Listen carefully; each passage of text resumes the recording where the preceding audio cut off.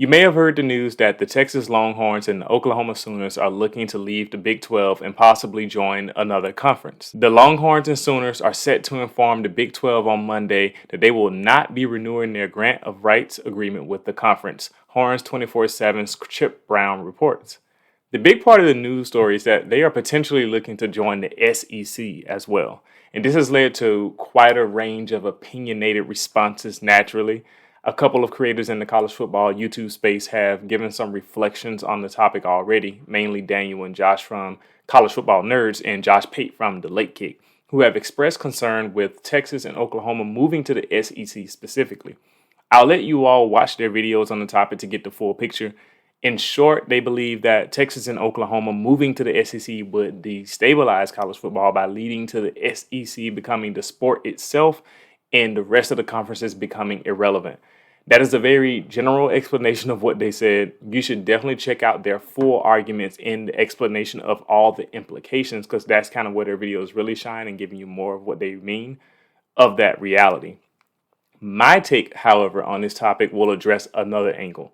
I'm going to assume that Oklahoma and Texas want to join the SEC. Remember that this isn't confirmed. None of it is. They haven't officially made any statements yet.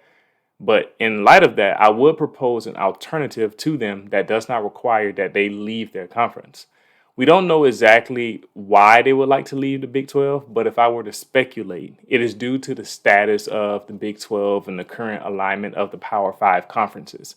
At best, the Big 12 is the third best conference, possibly the fourth. I think them and the ACC are probably battling that out. Outside of the big names, one could argue the Big 12 name doesn't mean much. A move to the most prestigious conference in college football would be an immediate jump in status, which has a lot of benefits, and a nice financial move for the institutions as well. In this hypothetical, the money is probably a very enticing factor, of course. So instead of doing that and changing the landscape of college football permanently, most likely, I figured conferences can create partnerships instead. I envision the partnership to be permanent or guaranteed cross-conference matchups in a similar way to how college basketball does it. You know how they kind of start the seasons where they do the ACC versus the Big 12 or the Big East versus the SEC, like that type of thing. That's kind of what I'm thinking. So, for example, the SEC and the Big 12 partner up to ensure that their teams ranked 1 through 4 in the conference rankings based on the previous year would play each other. So the partnership could last for a set number of years. I'm thinking 3 to 4 years, probably at this time. The number one team would play the number one team, the number two versus the number two, and on and on. In the SEC, it would be for 2020, Alabama, Florida, Texas A&M, and Georgia. They're 1 through 4 respectively. The way I did that ranking, though, is I did the number one team from the West and the number one team from the East, the number two team from the West, and the number two team from the East. So 1, 2, 3, 4. Some people might do about overall record. At this point, you can kind of decide what you want to do there. But in the Big 12, it would be Iowa State, Oklahoma, Oklahoma State, and Texas, who are 1 through 4. And because they're not really separated division like that, it's just straight down. You can more easily go 1, 2, 3, 4. In this scenario, Alabama will play Iowa State, Florida versus Oklahoma, Texas A&M versus Oklahoma State, and Georgia versus Texas. Of course, the following year we'll have different matchups because it's unlikely that the conference standings would remain exactly the same. And even if they did remain the same, it will create a lot of good storylines and fan interaction across the fan bases. I believe these type of partnerships will provide satisfaction for the status issue that I highlighted before, because of these type of high profile matchups would allow both conferences to mutually benefit from each other's brand and possibly gain some new fans/viewers. By being visible in another market, reporters, rankers, writers, etc. will be able to give more accurate takes of your team.